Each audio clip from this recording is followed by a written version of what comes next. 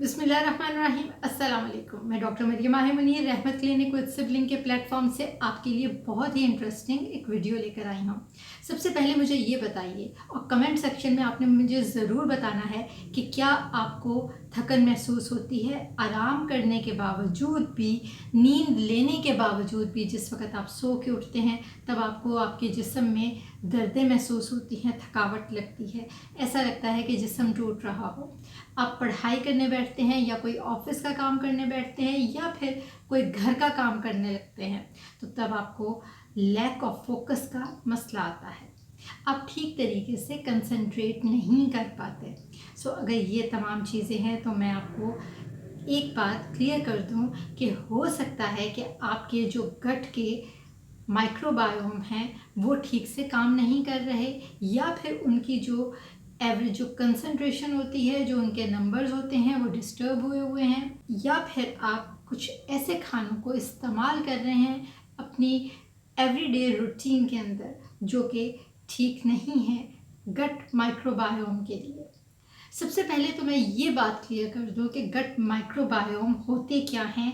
और हम लोगों के जहन में जब भी ख्याल आता है कि हमारी आंतों के अंदर, हमारे जिस्म के अंदर खरबों के तौर पर जरासीम मौजूद है तो तब हमें लगता है या डर लगता है कि भाई ये जरासीम हमें नुकसान ही पहुंचा रहे हैं। क्या वाकई ऐसा है?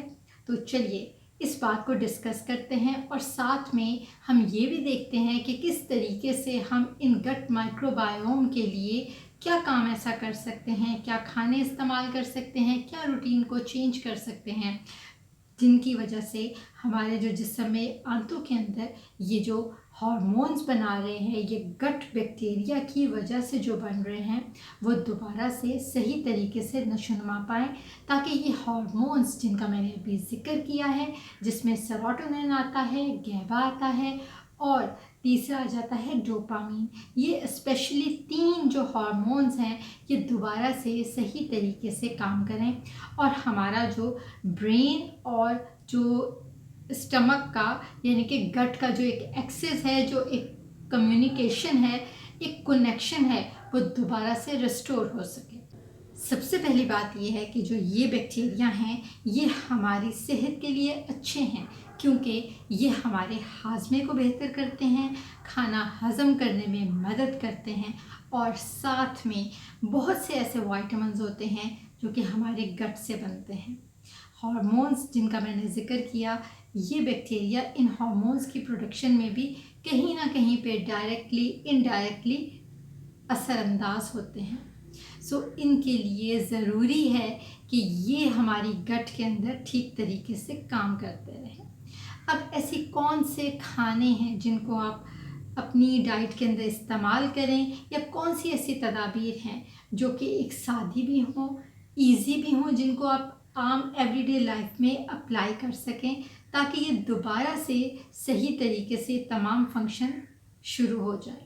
सबसे पहली बात आती है कि आप अपने खुराक के अंदर फाइबर का इस्तेमाल करें, सब्जियों का, दालों का इस्तेमाल करें। जितनी ज़्यादा सब्जियों का, फाइबर का इस्तेमाल करेंगे, ये जो गट बैक्टीरिया हैं ये हैप्पी रहेंगे, खुश रहेंगे, इनको भी खाना पीना मिलता रहेगा। प्रीबायोटिक्स का, प्रोबायोटिक्स का इस्तेमाल करें। आपने दही का इस्तेमाल करना है, प्याज, केले, ये जो चीज़ें हैं आपने इनका इस्तेमाल करना है। आप अचार का इस्तेमाल कर सकते हैं, सीज़न के मुताबिक आपको जौन सा भी अचार अवेलेबल हो आप वो इस्तेमाल कर सकते हैं। और सबसे बड़ी बात मैं आपको कहूँ कि कोशिश कीजिएगा कि सिरके वाला अचार हो, सरसों के तेल वाला अचार ना हो, क्योंकि उससे जो तेल की वजह से जो आपको एक्स्ट्रा कैलोरीज मिलती हैं, स्पेशली उन लोगों के लिए जिनको हार्ट की प्रॉब्लम है या जो अपना वज़न कम कर रहे हैं या अपना वज़न को मेंटेन रखना चाह रहे हैं, ये उनके लिए बहुत ज़रूरी है कि अगर तो वो अचार का इस्तेमाल करेंगे जो कि तेल वाला होगा तो उनको इन चीज़ों को हैंडल करने में इशू आएगा, मसला आएगा। बेहतर है कि उसको अवॉइड करके आप सिरके वाले अचार का इस्तेमाल करें।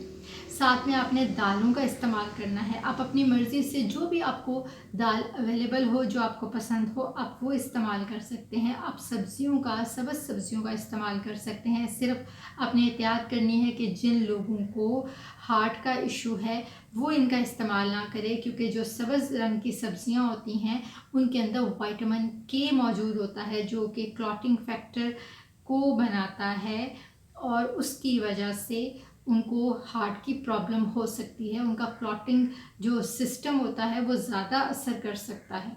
सो हार्ट के पेशेंट सब्ज़ रंग की सब्जियों को इस्तेमाल ना करें। बाकी जो आम लोग हैं वो इस्तेमाल कर सकते हैं। अब सबसे बड़ी बात ये आती है कि कुछ लोगों को दही खाना पसंद नहीं है। अब उनका ये होता है कि हम किस तरीके से खाएं। तो आपको रोज़ाना दही खाने की ज़रूरत नहीं है। ये नहीं कि आप हर वक्त रोज़ाना आप दही का इस्तेमाल कर रहे हो। आप हफ्ते में 1 से 2 मरतबा इस्तेमाल कर सकते हैं। अगर आपको खाली दही लेना पसंद नहीं है तो आप साथ में चावल इस्तेमाल कर सकते हैं। आप नान के साथ या रोटी के साथ आप इसको खा सकते हैं। आप ब्रेड के ऊपर लगा के इसको खा सकते हैं। लेकिन थोड़ा सा आपने एहतियात करना है कि जहाँ पे ब्रेड का ज़िक्र मैं कर रही हूँ, मैदे का ज़िक्र कर रही हूँ, वहाँ पे फिर प्रोसेस्ड चीज़ें आ जाती हैं जो कि गट माइक्रोबायोम को पसंद नहीं है। सो आपने इन चीज़ों का खुद ही ख्याल करना है, क्योंकि आप खुद समझदार हैं। मेरा काम है कि सिर्फ मैं आपको थोड़ी सी डायरेक्शन दे दूँ ताकि आपको पता हो कि आप ये चीज़ इस्तेमाल कर सकते हैं इस काम के लिए और ये चीज़ नहीं कर सकते। बाकी आपने खुद ही अपनी चॉइस के मुताबिक इस्तेमाल करना है। नेक्स्ट है कि आपने जो प्रोसेस्ड फूड्स होती हैं जिसमें चीनी आ जाती है, डीप फ्राइड फूड्स आ जाती हैं, मैदे का जिक्र मैंने किया, इनसे जो तली हुई चीज़ें कुछ होती हैं उनको आप इस्तेमाल नहीं कर सकते, जिसमें आ जाती हैं ये केक रस आ जाते हैं, साथ में ये नमक पारे आ जाते हैं, जलेबियाँ आ जाती हैं, पेस्ट्रियाँ, बेकरी आइटम्स आ जाते हैं। इनको आपने अवॉइड करना है। इसके बाद नेक्स्ट पॉइंट आता है कि आपकी नींद पूरी होनी चाहिए, आपकी स्ट्रेस फ्री नींद होनी चाहिए, आपकी क्वालिटी ऑफ स्लीप होनी चाहिए। अगर तो आपने 7 से 8 घंटे की नींद लेनी है, जो कि वेल एंड गुड, ठीक है, आप ले सकते हैं। हर इंसान की नींद का जो लेने का ड्यूरेशन होता है, आराम करने का जो ड्यूरेशन होता है, वो फ़र्क होता है। लेकिन जहाँ पे असर आता है वो आता है क्वालिटी ऑफ स्लीप के ऊपर। सो क्वालिटी ऑफ स्लीप आपकी ठीक होनी चाहिए। आपकी चाहे 4 घंटे की नींद हो, चाहे आपकी 5 घंटे की, 7 या 8 घंटे की हो, लेकिन जो क्वालिटी ऑफ स्लीप है ना वो बहुत अच्छी होनी चाहिए।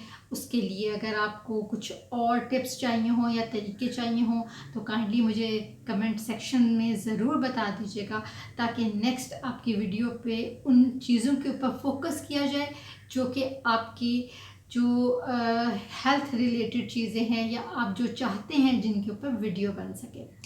इस वक्त इस हमारे जो प्लेटफॉर्म का मकसद ही ये है कि आपको ऐसी वीडियोस फ्राहम की जाए, ऐसा नॉलेज फ्राहम किया जाए जो आपको आपकी जो लाइफस्टाइल है उसको बेहतर से बेहतर कर सके और आपकी सेहत के लिए मुफीद हो।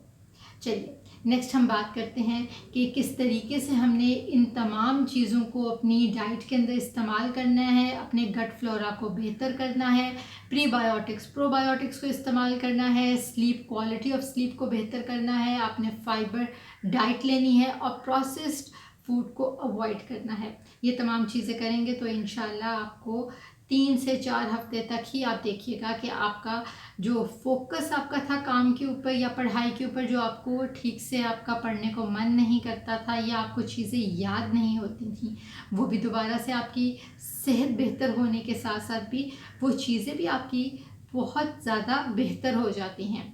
अगर आपका ऑफिस में काम करने को मन नहीं करता था, आपका घर के कामों में दिल नहीं लगता था, किसी और काम में भी आपका मन नहीं करता था, तो बहुत हद तक ये चीज़ें आपकी सेटल हो जाएंगी। साथ में आपको जो पेट है वो भी हल्का फुल्का महसूस होगा, आपको कॉन्स्टिपेशन भी नहीं होगी, आपके जो स्ट्रेस फ्री जो आपका एक लाइफ है वो भी आपकी बेहतर हो जाएगी।